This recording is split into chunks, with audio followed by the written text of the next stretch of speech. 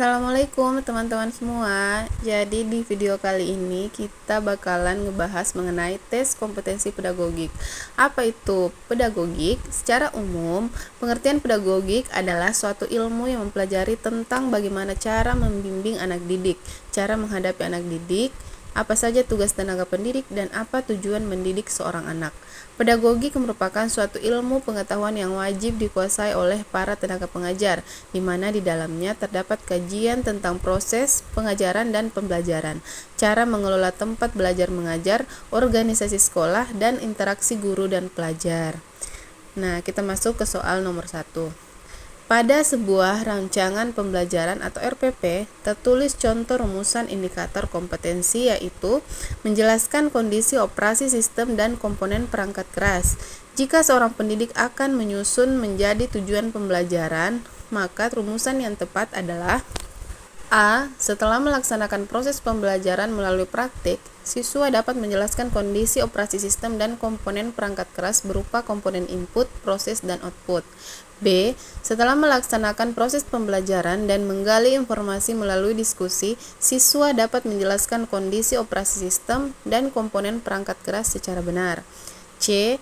Siswa dapat menjelaskan kondisi operasi sistem dan komponen perangkat keras berupa komponen input, proses, dan output secara benar. D. Menjelaskan kondisi operasi sistem dan komponen perangkat keras, komponen input, proses, dan output tanpa melihat catatan. E.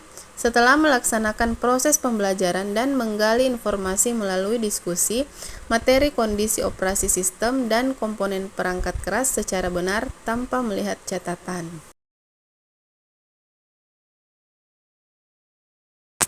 Sekarang kita masuk ke pembahasan.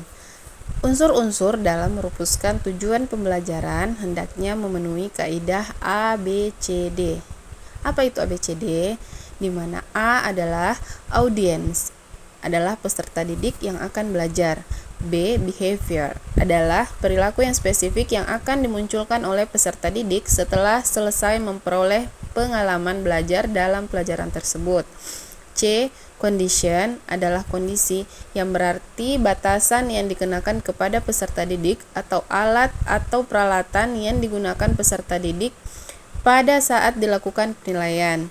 D. Degree, adalah tingkat keberhasilan peserta didik dalam mencapai perilaku.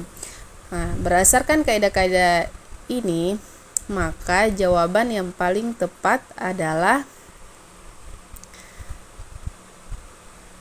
jawaban B, di mana setelah melaksanakan proses pembelajaran dan menggali informasi diskusi itu poin behavior. Siswa adalah poin audience, dapat menjelaskan kondisi operasi sistem dan komponen perangkat keras adalah condition, dan degree adalah tingkat keberhasilan peserta didik itu adalah secara benar. Oke, kita beralih ke soal nomor 2.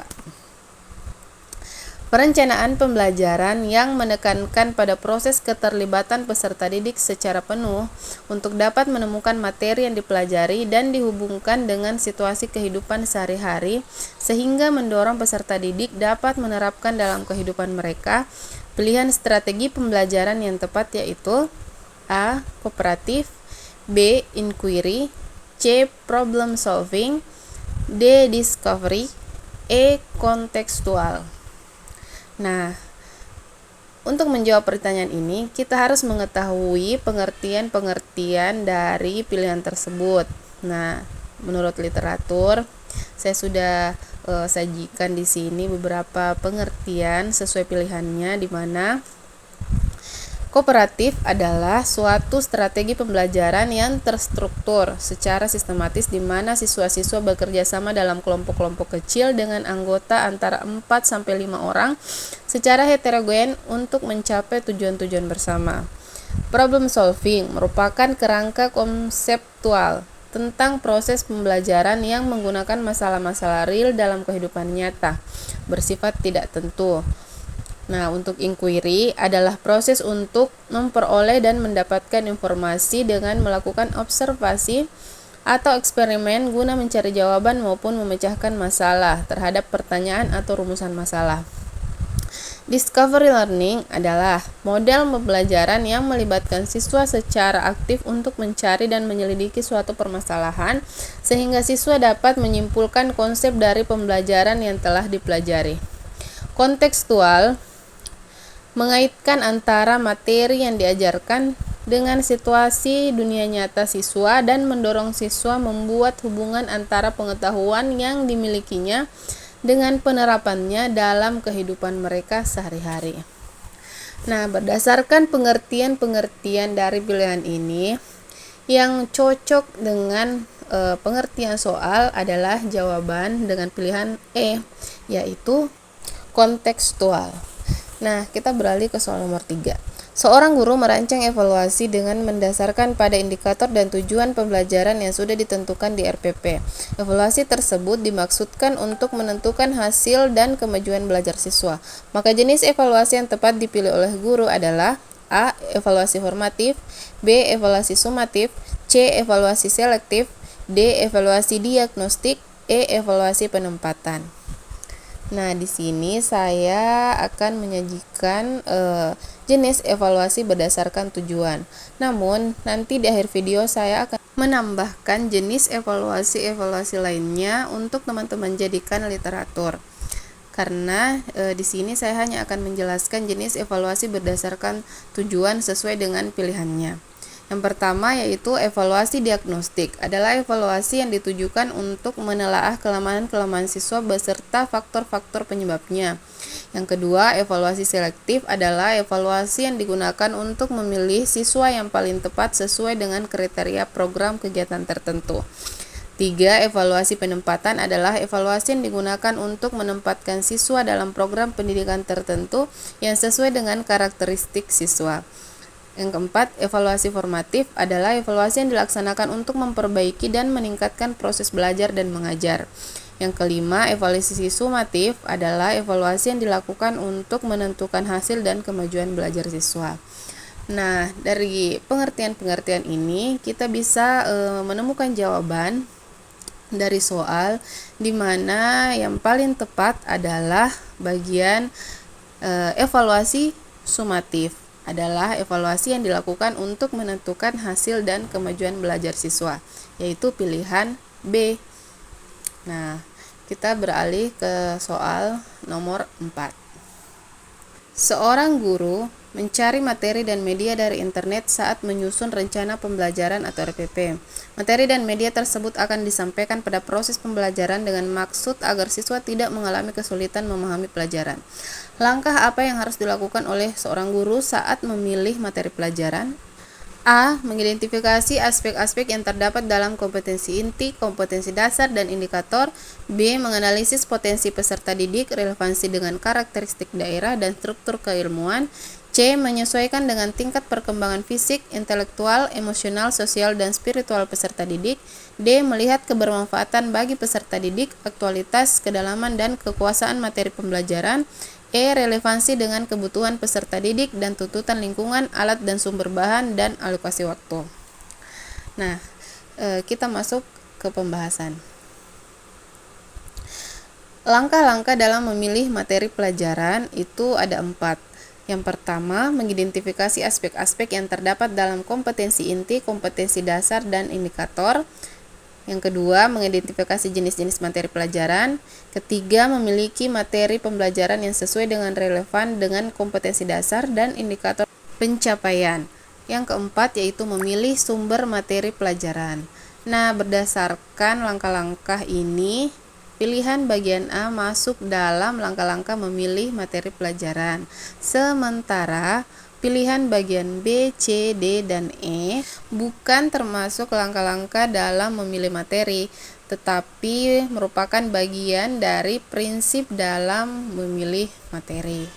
Nah, berdasarkan pilihan ini, kita dapat menyimpulkan bahwa jawaban yang paling tepat adalah A.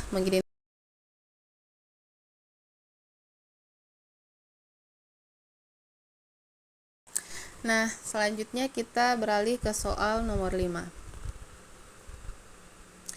Seorang guru senior mengajar siswanya dengan metode diskusi dan menggunakan media gambar yang sudah berlangsung dari tahun ke tahun.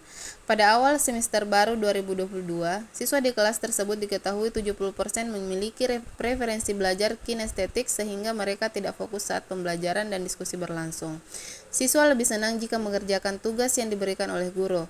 Dari kasus tersebut, strategi pembelajaran yang paling tepat dipilih guru adalah A. Kooperatif, B. Project based learning, C. Kontekstual, D. Inquiry, E. Discovery. Nah, kita masuk di pembahasan. Untuk menjawab pertanyaan, Anda harus memahami macam-macam strategi pembelajaran. Yang pertama yaitu kooperatif. Pada intinya adalah suatu strategi pembelajaran yang terstruktur secara sistematis. Bagian B, problem solving, merupakan kerangka konseptual tentang proses pembelajaran yang menggunakan masalah-masalah real dalam kehidupan nyata. Bersifat tidak tentu, terbuka, dan mendua untuk merangsang dan menantang siswa berpikir kritis untuk memecahkannya. Selanjutnya, Project Based Learning atau PJBL merupakan strategi pembelajaran yang dikembangkan berdasarkan penerapan proyek dengan melibatkan siswa menyelidiki masalah dunia nyata. Inquiry adalah proses untuk memperoleh dan mendapatkan informasi dengan melakukan observasi dan eksperimen guna mencari jawaban maupun memecahkan masalah. Discovery Learning adalah model pembelajaran yang melibatkan siswa secara aktif untuk mencari dan menyelidiki suatu permasalahan sehingga siswa dapat menyimpulkan konsep dari pembelajaran yang telah dipelajari. Kontekstual adalah konsep belajar yang membantu guru mengaitkan antara materi yang diajarkannya dengan situasi dunia nyata siswa. Nah, jawaban yang tepat adalah bagian B, yaitu Project Based Learning. Nah, sesuai dengan janji saya tadi, saya akan memberikan lanjutan pembahasan dari soal nomor 3, di mana ada beberapa jenis evaluasi yang lain yang bisa teman-teman jadikan literatur untuk dipelajari.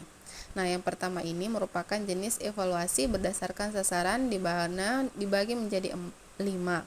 Yang pertama yaitu evaluasi konteks, kedua evaluasi input, ketiga evaluasi proses, keempat evaluasi hasil atau produk, yang kelima evaluasi outcome atau lulusan.